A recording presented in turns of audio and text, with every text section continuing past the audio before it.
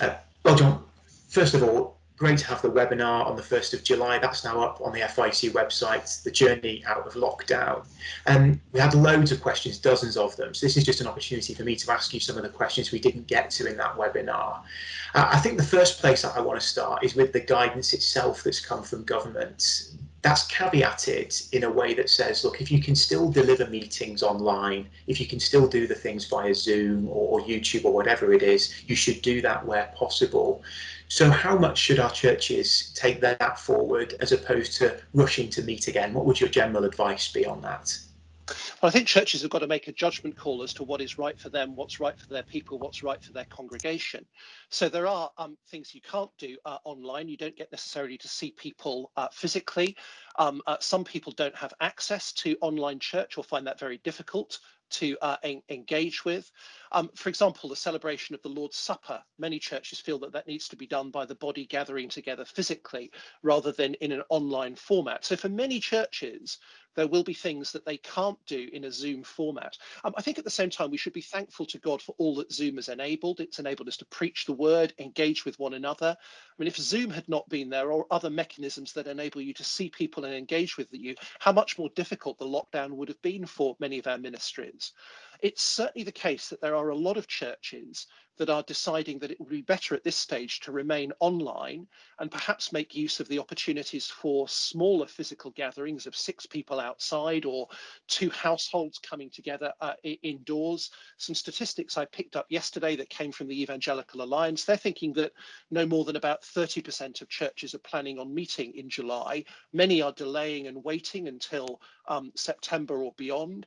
It's certainly the case is that churches that very much regard worship and corporate praise as central to their gathering are aware that under the government guidance, it won't enable them to do what they most want to do.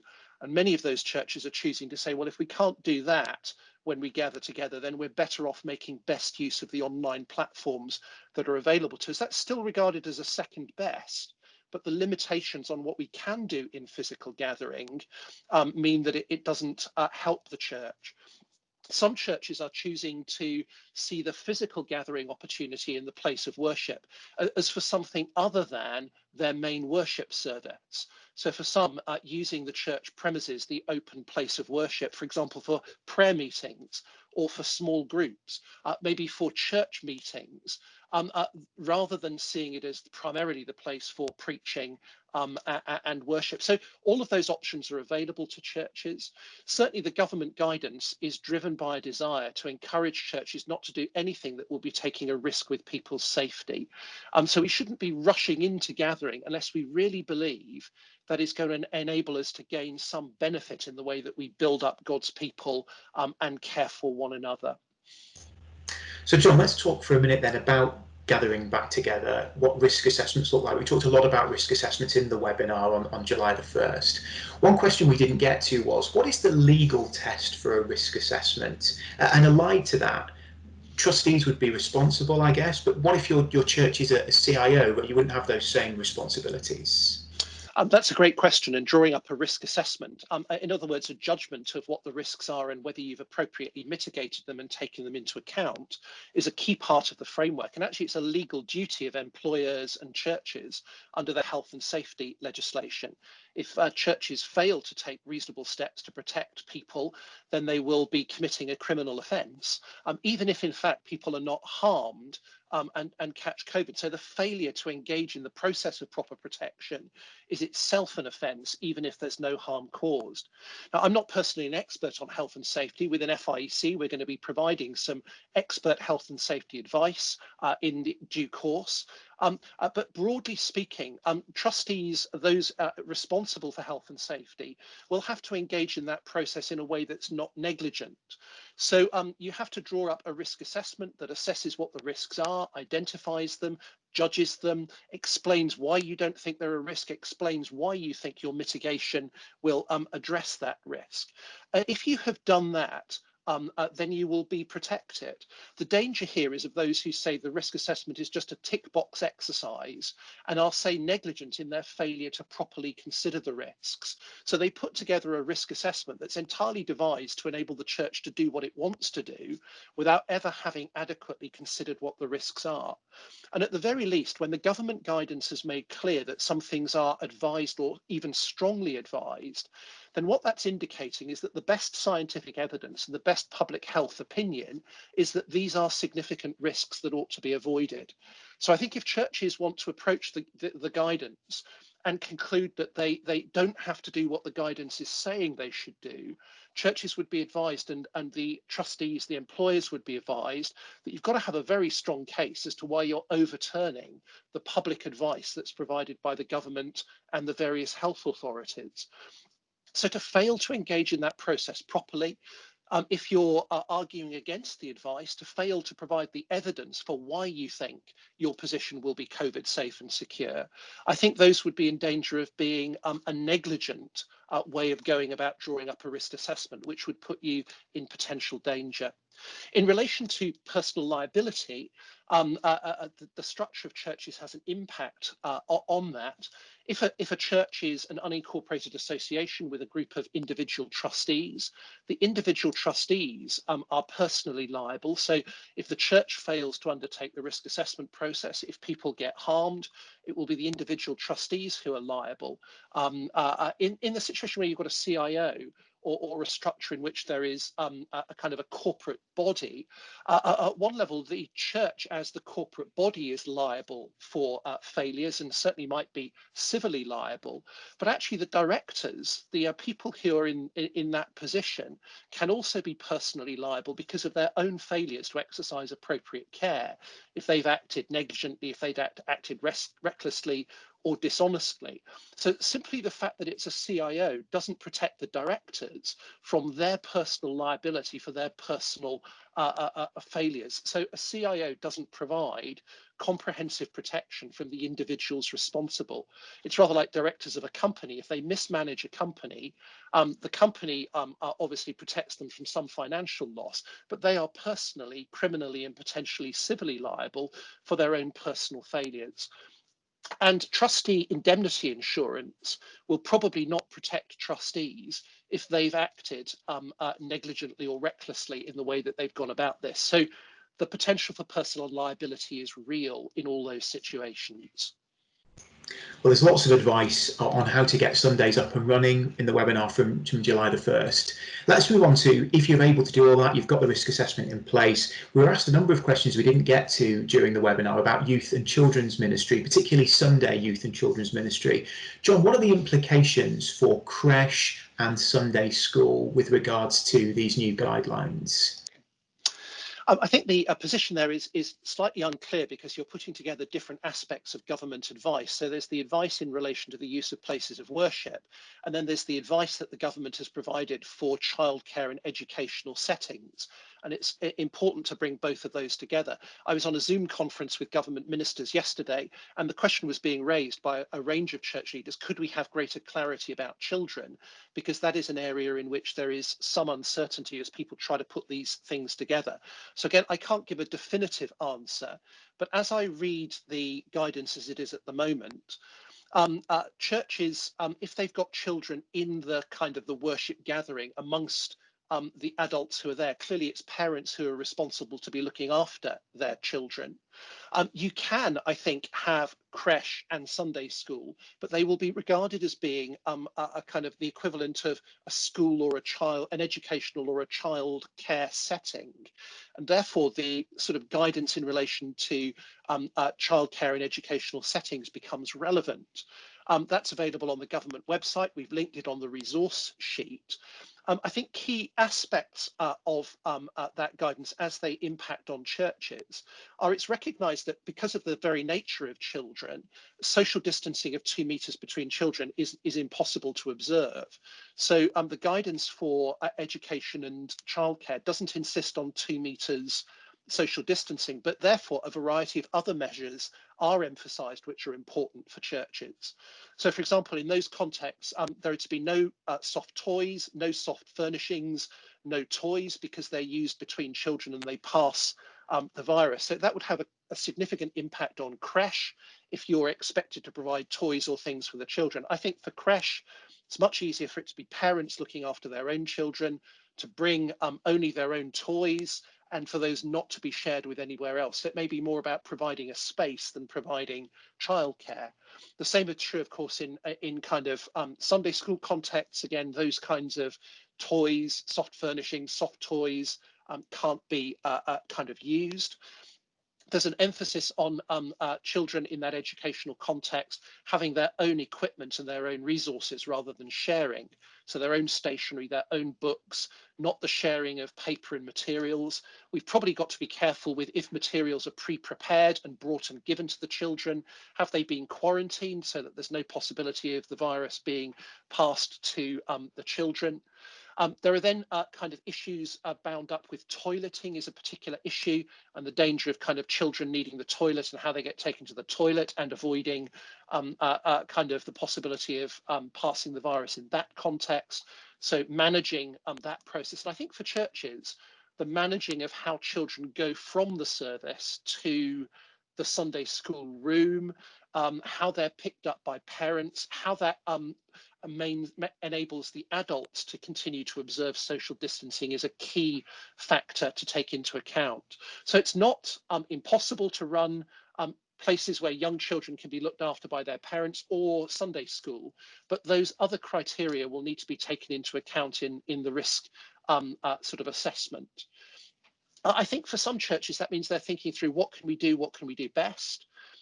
For some, they're basically going to continue to run Sunday school and services online because that is what they can manage with their staff and with their team.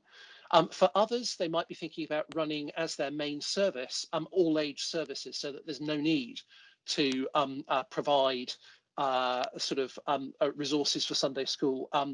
Some churches, for example, are thinking perhaps of running an all-age service and then streaming a sermon that's more directed for adults at a different time of the day, so they're serving different basics. Another option would be perhaps rather than running Sunday school to have all the children go to an equivalent of a kind of children's church during the service, where there's a talk that's age appropriate for the group of children, which minimizes the need to run different groups, different teachers, different materials. So there are options that churches could adopt which might enable them to comply with that guidance. I think it's also worth bearing in mind, obviously with the children, there are issues of cleaning afterwards and the facilities that they've used.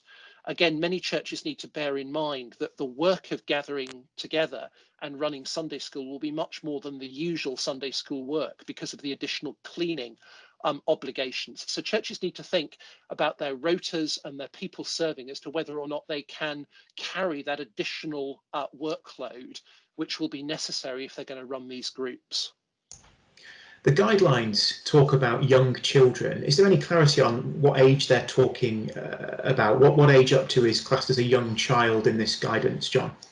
Okay. I'm not sure it's defined anywhere, not that I've come across, and I think in that sense it's deliberately vague.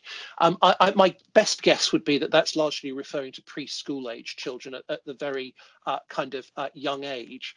I think the point that we need to bear in mind is that young children, just because they don't fully understand, because they act just out of their instincts and initiatives, they are particularly difficult to incorporate within an environment which is seeking to maintain social distancing. We all know that young children don't enjoy sitting through services. They can't all be controlled. They need to get about. They need to move about. So there's just a particular recognition that is a group that it is very difficult to incorporate within the broader social distancing parameters. And the point at which this is really important for churches is if you're gathering together people of all ages, if you've got some who are older and vulnerable who are choosing, even though they've been advised not to come to the gathering, then it's really important that we work out how children interact within the group as a whole. The guidance is for people to maintain social distancing. People can obviously sit in their family bubble or their household bubble. The danger is that children are the people who are most likely to be crossing those boundaries, and therefore we've got to be particularly cautious. Of course, youth and children's work doesn't just take place on a Sunday with kind of Sunday school and creche, but a lot of churches run midweek groups, particularly for youth and older children. Can they happen under these guidelines, John? Yes, I think the same principles apply. So when places of worship are opened, then again, they can be used for other meetings in the life of the church. Once again, in relation to sort of the guidelines, the same social distancing provisions need to be applied. So that's true. Again, it will be more of a kind of a childcare or educational context. And that raises some questions, doesn't it? Because many of the kind of midweek clubs that churches run are a little bit different to Sunday school. They'll involve games, play, running around. They may have people coming in who are not from a church background. The probability is the guidance will restrict some of those activities. We also, I think, need to be just a little bit cautious about what we do outdoors. Some churches might be thinking, can we do things outdoors, get everybody together, go to the park, do our youth or children's activities there? We need to bear in mind the guidance is still clear that a group outside can only be a maximum of 6 people from different households or a maximum of 30 people from 2 households. So you can't just simply go and run your children's group outside without paying attention to those kind of social distancing requirements. Again, just to bear in mind, the church will, officers of the church, those running formal church activities, will be potentially open to liability if, sort of, for example, church and children's and youth events are taking place outside but not complying with government guidance. So we do need to be vigilant about the way that we go about those activities. This one's more of a pastoral question that came in during the webinar on the 1st of July. Somebody's saying that they have a teacher in their school or teachers in their school who've not been told that singing is banned in a school setting. How do they try and deal with that when they're told it is banned in a church setting, whereas children, she seems to think, are allowed to meet and sing in a school setting? I think the challenge here is that government in different departments is having to draw up advice for different contexts. The advice in relation to places of worship also has to cover all different faith groups and take account of the variety of different practices that there might be: chanting, singing, shouting, speaking aloud in a church context. I think many churches which would have lively and vibrant worship services, the volume of singing, the age of people singing would be quite different to that of many children. So I'm not pretending there's consistency there, but it is quite clear that government at the moment believes that singing, chanting, shouting in the enclosed context of a church carries potential risks. Government is conducting research in that. I think it is possible that in the medium term that might be something that's relaxed if the scientific evidence shows it. But for the moment, although we might find it restrictive, although we might find it inconsistent, it is the clear, strong advice of government that in places of worship, we should avoid singing in that way. I think it's to do with the nature of how we sing as Christians when we want to kind of sing out our praises to the Lord loudly. The whole idea of singing in a way that is not loud doesn't really resonate with those of us who are evangelicals. I know you can go to many churches and there's hardly anybody singing at all, but in our churches people sing, and that's where the risk comes. So John, let's talk a bit about what a lot of churches who want to start meeting again will have to do, and that's probably move to a multiple service model just to get the people into the building and to do the social distancing that's required. So let's ask a few questions about that kind of model of church. First of all, a practical one. What do churches need to think about with regards to cleaning between those services? Well, firstly, obviously whether you need to do that will depend on your own particular building. But if churches are relatively full on a Sunday morning and they're expecting a lot of people to come back, then the social distancing requirements will probably mean that you can't get everybody in the building in a socially distanced way. So you really have only the option of some coming, some online, or multiple services if people are going to come. So there's a practical reality to how you can use your building given the size of your kind of congregation. That needs to be judged in the basis of the social distancing requirements. How many people can you fit in?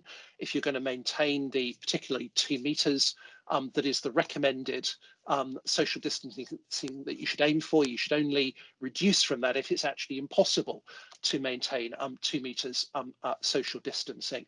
So if you've got people coming in and out, one of the issues that the guidance picks up on is the difficulty of things being transmitted from one person to another.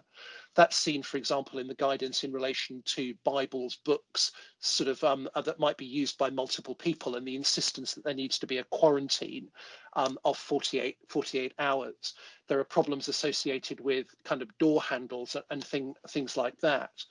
Also, I think with the whole track and trace thing, if there's a member of your congregation who subsequently turns out to have COVID, basically cleaning between services might mean that, for example, the isolation requirements only apply to the one gathering rather than the other gathering if you've made sure that there is sufficient separation between them so there can't be cross contamination. So what do we need to do? Well, basically, the cleaning guidance is not laid down. That is part of a risk assessment that's got to be worked out. There is some specific guidance about cleaning door handles and areas where there's likely to be contact between people. There ought to be washing facilities or hand sanitizers available when you go into church and out of church to help people to be protected. I think there are questions about kind of seating. And seats that you use and whether those have been capable of being cleansed. So that's a judgment call that churches will need to make in their risk assessment. So some churches will be cleaning chairs, some churches will be changing chairs between services to make sure that people are not sitting on seats where there might have been a possibility of picking up the infection. Because of course, if you leave seats for 48 hours, then again, they've been quarantined and that's safe. Those are the kinds of things that you need as a church to think through. That might also need to be thought through in relation to, for example, who the people are who are coming to your church. So if you've got a number of older people who are coming to a service, then actually I think your duties will be higher because the guidance makes very clear that that is a more risky kind of group who are more vulnerable. So churches with multiple services might even think about, do they have one of their services that's specially focused for those who are more vulnerable? So if you're having multiple services in a day, you might think, why not have the service for the most vulnerable people first, so there's no possibility for contamination for them? You might think that other groups, there's less risk. So I think those are exactly the kind of things that churches need to think through as they work out what is going to comply with the guidance, what is going to bring reassurance to their congregation, what is practicable in their circumstances. So practically then, what does mitigation look like if you can't observe the 2 meters? Is it literally about kind of where rows of chairs are? What if everybody's facing in the same direction? Can there be less than 2 meters? Have government given you any sort of guidance on what that needs to look like? Yeah, there's a little bit of guidance in relation to places of worship and also more fully in relation to places of work where some of this guidance appears. Again, they're not rules, they're indications as to what should be done. I think the first thing to note is if you're reducing from 2 meters sort of 2 meters to 1 meter, it's not just a question of chairs and where chairs are seated. It's also to do with people coming in and coming out and all of their interaction in the space. So we mustn't be solely focused on seating and where people are seating. The kinds of things that the government has indicated as potential mitigations, and again, not all of these are applicable easily in the church context, are making sure that people are not seated face to face. So they're not facing one another. In most of our churches, that's not a problem, although so, of course, some other churches, they might sit in a choir that kind of faces one another, but not being face to face in your contact. They've talked in terms of kind of screening between kind of people. So again, there's been some suggestion of screens of if you have a person preaching or speaking who is loud at the front, screening is a way of addressing some of those issues. Of course, the other issue is kind of masks. And it's interesting that both the Baptist Union and the Roman Catholic Church, in their advice to their churches, have taken the view that if your social distancing is less than 2 meters, you should be asking people to wear masks as a way of protecting themselves. And in some ways, it's easy to understand that given the other mitigations that are suggested, that may well be the only practicable one for churches. So I think the challenge is that the mitigations that are suggested, including screening, seating and masks, not all of them will easily work in the congregational context, which, as I said, is why some denominations have said if you're going less than 2 meters, you've got to go for the mask option. Again, that's something you've got to think through in your sort of risk assessment. So if you're going to say we're going to be less than 2 meters, I think you need to have thought through what's the mitigation we're going to adopt. What the guidance really probably doesn't allow you to do is say, well, let's go for less than 2 meters, but with no mitigation because we don't think there's any feasible mitigation. So you've got to think through what the mitigation is. And I think the key point at which that needs to probably be taken into account for most churches in our context is the capacity of the building. So do you build your understanding of the capacity of use of the building around maintaining 2 meters? Or are you saying, no, we can't, for practical reasons, achieve that, so we're going to go less than that? Well, if you're going to do that, what's the mitigation you're going to be adopting, because you're consciously going against the guidance? So talking about multiple service models, John, pastorally, how does a church avoid kind of church within a church beginning to happen if people are attending different services and suddenly you don't feel like one church anymore, you feel like multiple churches? I think, in all honesty, that's actually not a problem of the coronavirus and the lockdown. Many churches have more than one service already because they're kind of churches that have outgrown their premises. Many of our churches, even smaller churches, have a morning service and an evening service, but it's not the same people who come to both. In effect, you have different groups that are gathering with some overlap between them. So the challenge of the problem of multiple services is not a problem exclusively created by the coronavirus crisis, but it may well be that some churches that are used to being able to gather as a whole will find themselves having to have multiple services. It's the same with online church. Some churches that might have been adamantly opposed to the idea of a virtual service and kind of internet streaming have found that they've had to do that in order to adjust to the circumstances. But I think you're right. I think there are potentials for causing disunity within a congregation, but my guess would be not so much by whether or not you've got multiple services, but more by whether or not you've got some people who can come and some people who can't come, or some people who won't come. So I rather wonder if the bigger potential division is between those who would be able to come to a physical gathering and those who wouldn't. That may be because they're vulnerable, that may be because they're nervous and fearful, that may be because they've got children and they don't feel they can bring them to church and control them in that context in a way that respects others. So I think we're going to have to work really hard on how do we maintain unity across the congregation. Simple ways to do that, I think, in every gathering, to be making aware that the people before you are not necessarily all the people, and to be acknowledging that in the way you lead, the way you speak. So when you have a gathered group, you're probably online as well. Acknowledge the online people as just as a valid group as those who are physically present. Make sure that you don't in any way pressure people that being there is better than not being there. We can create those artificial divisions and encourage judgment of one another in a way that will undermine the church's unity. Try and build into the life of the church things that do bring everybody together. So maybe that might be a Zoom prayer meeting that everybody can join. Maybe that's more regular church meetings at which everybody can join on Zoom.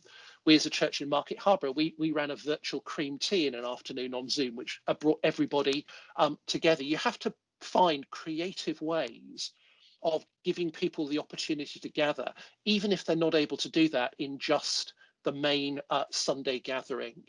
So I think this is a reality we're going to have to get kind of used to.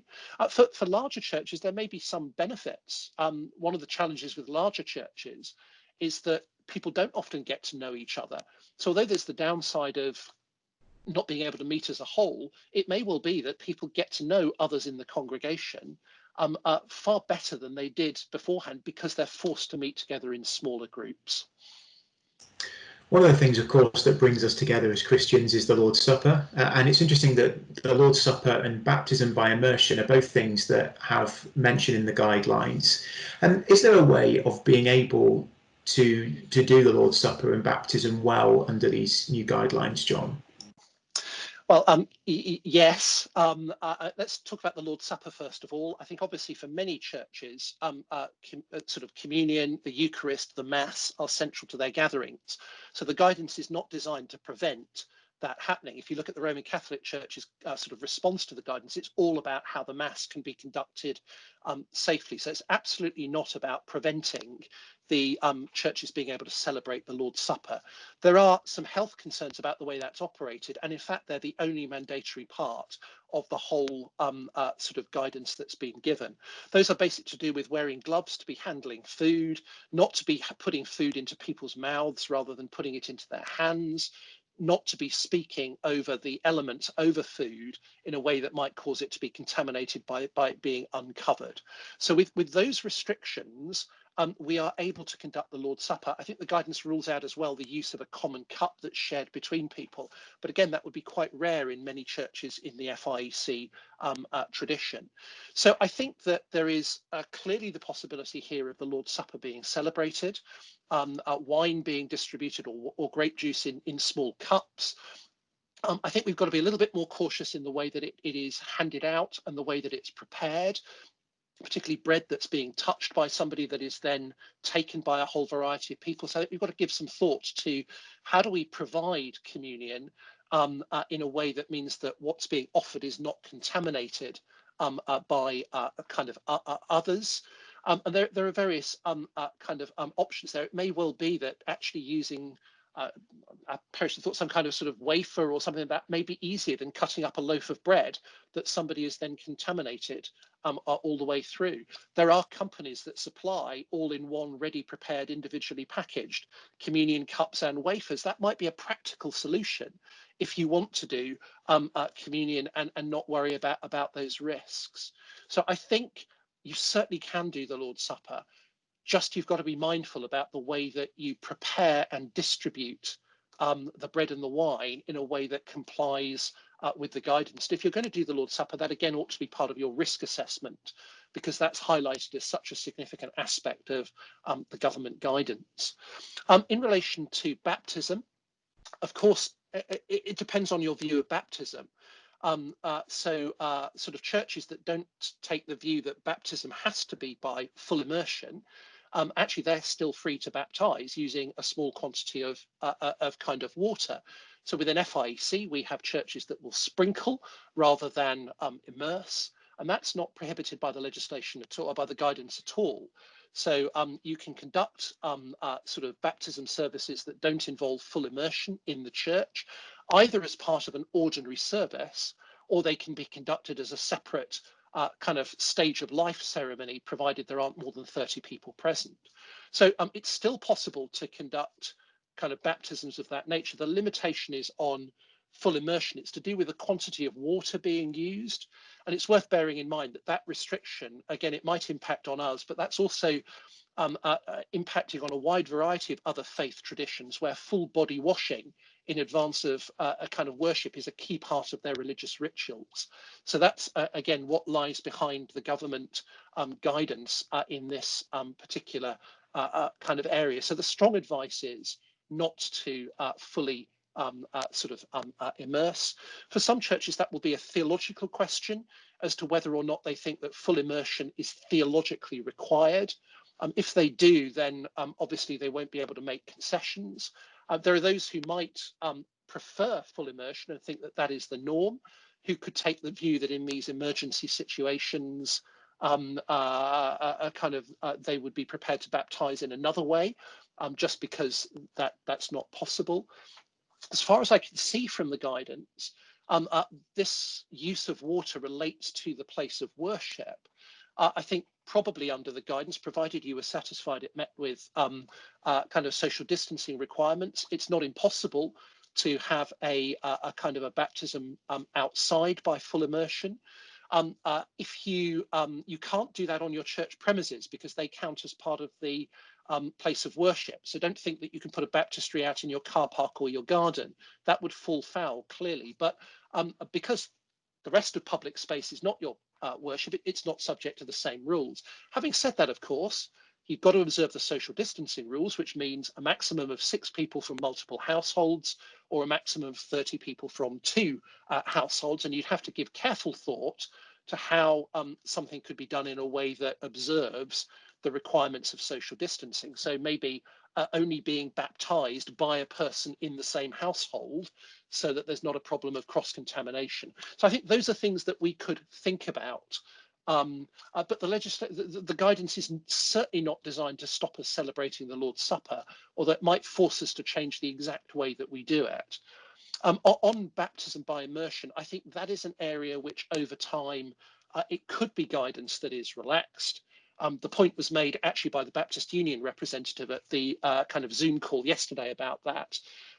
The response was, don't expect anything to change before the end of July. That's not an indication that anything will change after then, but just to sort of recognise that this is not going to be quickly removed, but it is one of those parts of the guidance that might be removed as perhaps government recognises that for some Christian traditions it's a really important issue.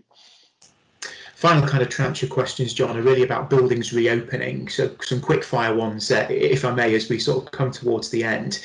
Should a church tell the local authority that it's reopening its building?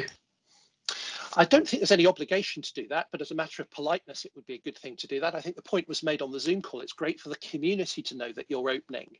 I think that there's opportunity there for churches, isn't there? Whether through local press, local radio, banners on the church. What I would want to communicate is we're opening and we've taken all the social distancing requirements seriously.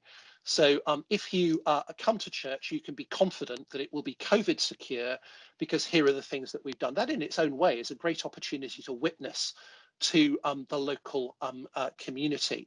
I think in relation to the local authority, letting them know that you're opening and that you've taken all the guidance into effect is obviously going to be helpful, because it prevents them having any suspicions at all that you're are not going to observe the kind of guidance.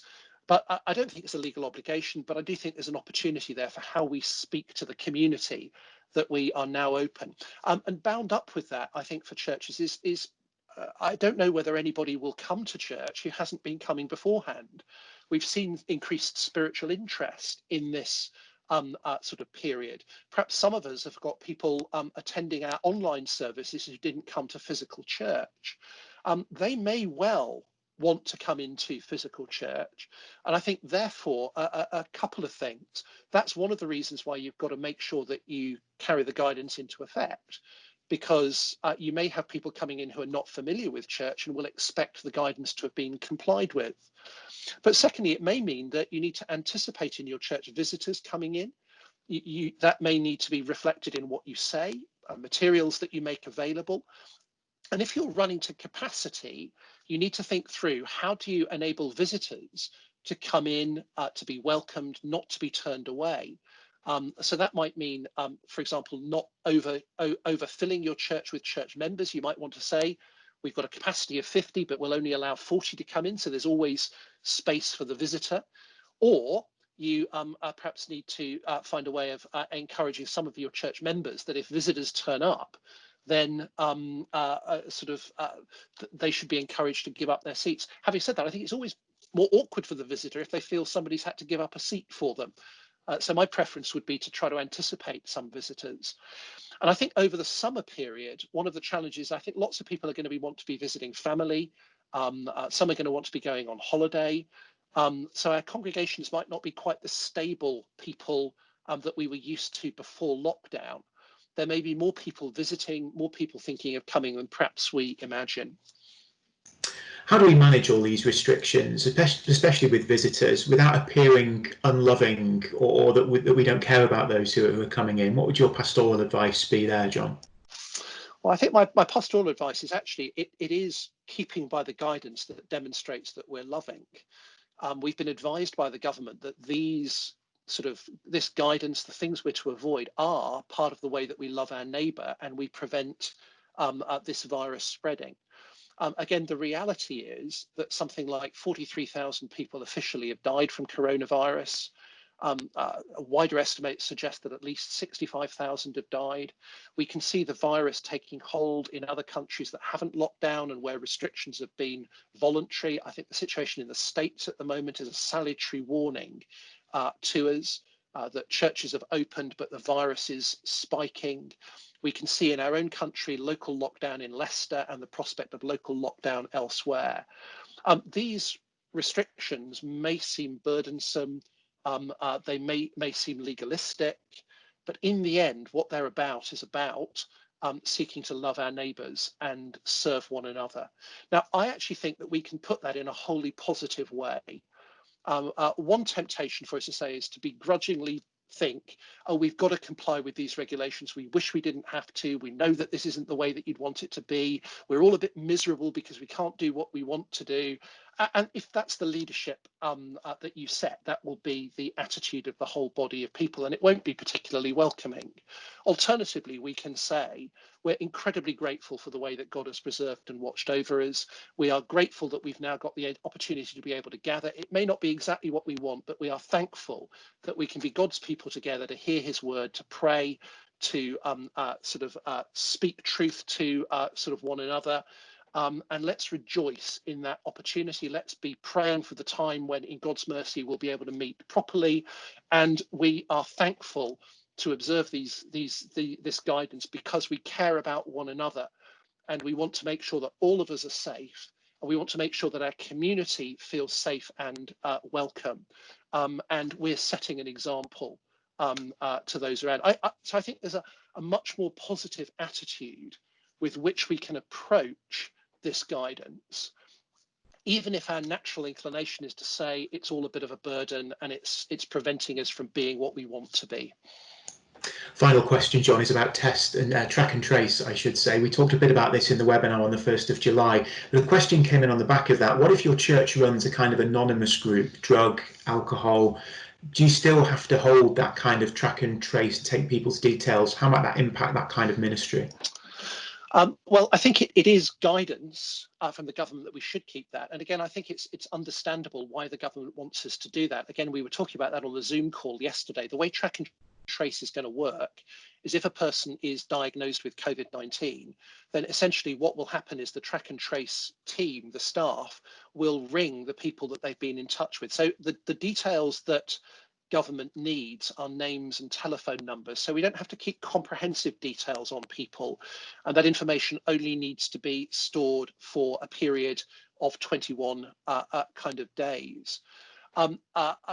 There will, of course, be some people who come in who don't give information, refuse to give information. There'll be some who come in who might even give false information. Churches won't be held responsible for that because there is a recognition they can't ensure 100% compliance. But as far as it's possible, it will help serve constraining the virus as a whole if churches keep records of the names and phone numbers of those who attend. Now, where you've got, as you say, kind of anonymous groups, I think it might depend on what you mean by anonymity there. So is it that the members of the group are anonymous to one another? Are they anonymous to the person leading? I think we can maintain a measure of anonymity because this information doesn't have to be shared only in the circumstance where somebody has COVID-19. The information only has to be kept for 21 days. So what most churches will do is keep that information, and every 21 days they will destroy the information from 3 weeks beforehand. So it's not an ongoing obligation to keep that information. I think we probably ought to recognise that actually it's some of those very vulnerable groups that are also the ones that will be most vulnerable to COVID-19. So we need to take it seriously in relation to them, and particularly perhaps for any others in our congregation who they might come into contact with if they in fact have coronavirus symptoms. So I don't know exactly what the answer is there. My gut reaction is to try to say to people, this information is kept confidential from everybody else unless there is sort of a contact from the track and trace team because somebody's got coronavirus. I think that means that it is largely anonymous in practice. And I would try to encourage as many as possible to fit with that for the sake of the church as a whole and the wider community. John, thanks for asking all those questions. If you are listening to this complements the webinar from the 1st of July, so you ought to listen to or view that webinar as well. And these were some of the questions we didn't get to. John, thank you for answering them for us. Thank you.